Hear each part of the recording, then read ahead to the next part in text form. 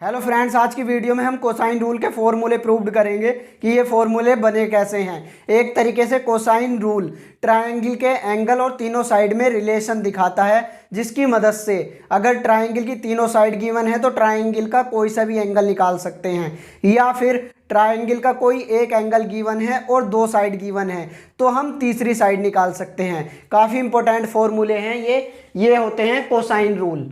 तो हम इन्हें प्रूव्ड करेंगे। तो प्रूव्ड करने के लिए हमें एक ट्रायंगल बनाना पड़ेगा। ये हमने एक ट्रायंगल बना लिया। ये वर्टेक्स ए, ये वर्टेक्स बी और ये वर्टेक्स सी। अब हम इन साइडों का मेजरमेंट कर देते हैं। तो मेजरमेंट का रूल ये होता है कि जहाँ पे आपने वर्टेक्स ए लिया है उसी के सामने वाली साइड को स्मॉल ए मानना पड़ेगा, और जहाँ पे वर्टेक्स बी लिया है उसी की सामने वाली साइड को स्मॉल बी मानना पड़ेगा, और जहाँ पे वर्टेक्स सी लिया है तो उसी की सामने वाली साइड को स्मॉल सी मानना पड़ेगा। तो वर्टेक्स ए यहाँ पे है, वर्टेक्स ए के सामने वाली साइड कौन हो गई? वर्टेक्स ए के सामने वाली साइड बी सी हो गई, तो बी सी को हमें स्मॉल ए मानना ही पड़ेगा। और वर्टेक्स बी के सामने वाली साइड ए सी हो गई, तो इसे हमें स्मॉल बी मानना पड़ेगा। और वर्टेक्स सी के सामने वाली साइड ए बी हो गई, तो इसे हमें स्मॉल सी मानना पड़ेगा।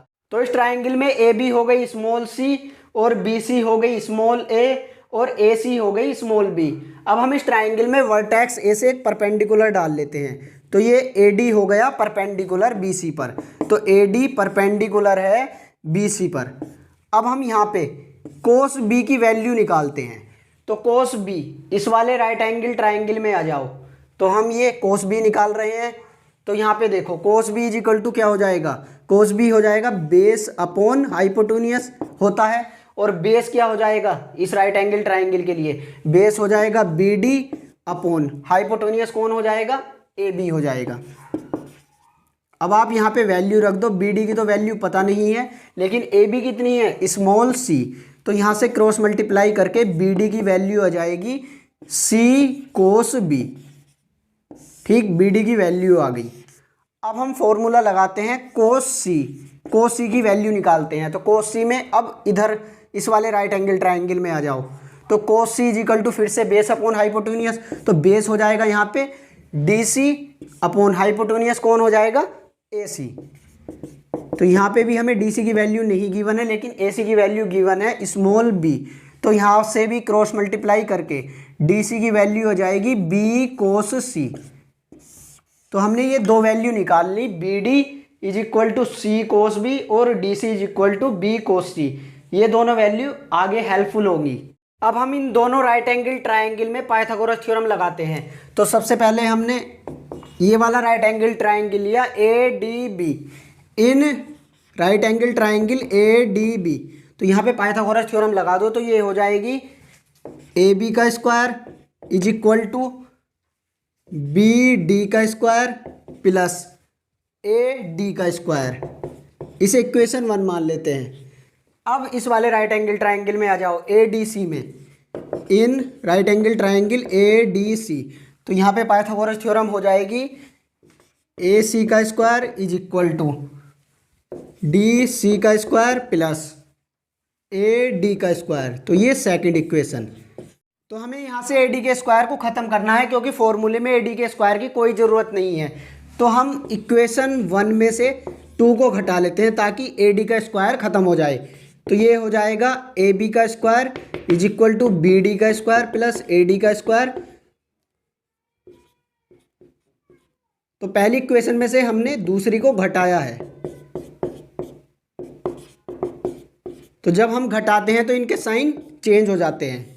तो ये प्लस माइनस कैंसिल आउट। यहाँ पे बचा ए बी का स्क्वायर माइनस ए सी का square is equal to B D का स्क्वायर माइनस डी सी का स्क्वायर। अब हम यहाँ पे ये करते हैं कि ए बी का स्क्वायर माइनस ए सी का स्क्वायर, बी डी या डी सी में से किसी को चेंज कर लो, कन्वर्ट कर लो। तो बी डी का स्क्वायर हमने रहने दिया ऐसी, और ये यहाँ पे है डी सी का स्क्वायर। तो डी सी को हम क्या लिख सकते हैं? डी सी, इतनी साइड को हम ये भी तो लिख सकते हैं कि बी सी में से हमने बी डी को घटा लिया तो हमें डी सी मिल जाएगी। तो डी सी की जगह पे हम लिख लेते हैं B C minus B D. तो ऐसा करने पर हमें डी सी ही प्राप्त होगी, और डी सी का स्क्वायर है तो यहाँ पे स्क्वायर आ जाएगा। तो ए बी का स्क्वायर माइनस ए सी का square is equal to B D का square minus A minus B का स्क्वायर खोल दो यहाँ पे, तो ये हो जाएगा बी सी का स्क्वायर, और ये माइनस बाहर भी चल रहा है तो ये आ जाएगा प्लस के 2bc बी डी और माइनस के बी डी का स्क्वायर। तो यहाँ पे देखो बी डी के स्क्वायर से बी डी का स्क्वायर कैंसिल आउट, और यहाँ पे ये बचा ए बी का स्क्वायर माइनस ए सी का square is equal to 2bc B D और माइनस बी सी का स्क्वायर। अब आप यहाँ पे वैल्यू रख लो, ए बी कितनी है, ए बी कहाँ पे ये है, ए बी है सी, तो ए बी की जगह पे सी रख दो तो सी का स्क्वायर माइनस ए सी कितनी है, ए सी है स्मॉल बी, तो स्मॉल बी का square is equal to 2bc B C है small a multiply B D, B D की वैल्यू हमने यहाँ पे निकाल ली थी तो बी डी की जगह रख लो सी कोस बी, तो बी डी की जगह यहाँ पे आ जाएगा C cos B minus B C कितना है, बी सी स्मॉल ए है तो स्मॉल ए का स्क्वायर। यहाँ से कोस बी की वैल्यू आ जाएगी, कोस बी तो हमने यहाँ पे ही रहने दिया और माइनस ए स्क्वायर इधर आके प्लस का हो जाएगा, तो plus A square plus C square minus small b square, और 2ac भी है साथ में कोस बी के, तो 2ac ये नीचे आ जाएगा। तो ये इस प्रकार कोस बी का फॉर्मूला आ चुका है। तो दोस्तों यदि हम यहाँ पे जैसे कि हमने डीसी को कन्वर्ट किया था इसमें बीसी माइनस बीडी में, अगर हम डीसी को कन्वर्ट ना करके बीडी को कन्वर्ट करते तो हमें फॉर्मूला दूसरे एंगल के रूप में मिलता या फिर कोस सी आ जाता। तो हम कह सकते हैं सिमिलरली हम बाकी के दोनों फॉर्मूले भी निकाल सकते हैं, जैसे कि cos A is equal to बनेगा हमारा ये small b square plus small c square minus small a square upon 2bc, और तीसरा फॉर्मूला हम यहाँ पे लिख देते हैं, तीसरा फॉर्मूला हमारा बचा कोस सी का, तो cos C is equal to small a square plus small b square minus small c square upon 2ab। तो इस प्रकार ये तीनों फॉर्मूले बने हैं, तो प्रूव्ड हो चुके तीनों फॉर्मूले।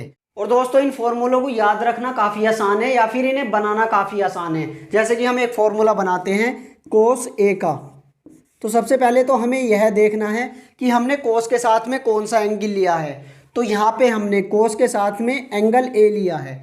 अब हमें यह ध्यान रखना है कि जो भी हम कोस के साथ में एंगल लेंगे उस एंगल के सामने वाली जो साइड होगी उसी साइड को हम सबसे लास्ट में पहुंचा देंगे नेगेटिव साइन के साथ में। जैसे कि हमने कोस के साथ में एंगल ए लिया तो इस एंगल ए के सामने वाली साइड स्मॉल ए होगी, तो स्मॉल ए को सबसे लास्ट में पहुंचा दो नेगेटिव साइन के साथ में।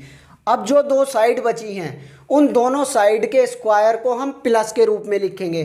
तो कौन बची यहाँ पे, बी बची और सी बची, तो यहाँ पे लिख दो बी का स्क्वायर प्लस सी का स्क्वायर अपॉन, अब अपॉन में हमें 2 तो लिखना ही है, 2 के साथ में हमें उन दो साइडों की गुणा करनी है जो प्लस में आ रही होंगी ऊपर, तो ऊपर प्लस में बी है और सी है, तो b और c की यहाँ पे गुणा हो जाएगी 2 के साथ में। तो इस तरीके से हम ये फॉर्मूले बना सकते हैं। जैसे कि अब आप यहाँ पे देखो कोस b में, तो इस यहाँ पे हमने एंगल b लिया, तो एंगल b के सामने वाली साइड स्मॉल b होगी, तो स्मॉल b सबसे लास्ट में आ गई नेगेटिव साइन के साथ में, और बची हुई दो साइड प्लस के रूप में लिख दी और नीचे 2 के साथ में गुणा कर दी दोनों प्लस वाली साइड की। अब इसी प्रकार कोस सी को देखो, तो यहाँ पे कोस के साथ में एंगल सी लिया है और एंगल सी के सामने वाली साइड होगी स्मॉल सी, तो स्मॉल सी सबसे लास्ट में आ गई नेगेटिव साइन के साथ में, और बची हुई दो साइड प्लस में लिख दी और अपॉन में दोनों प्लस वाली साइड की गुणा हो गई 2 के साथ में। तो इस तरीके से काफ़ी आसान है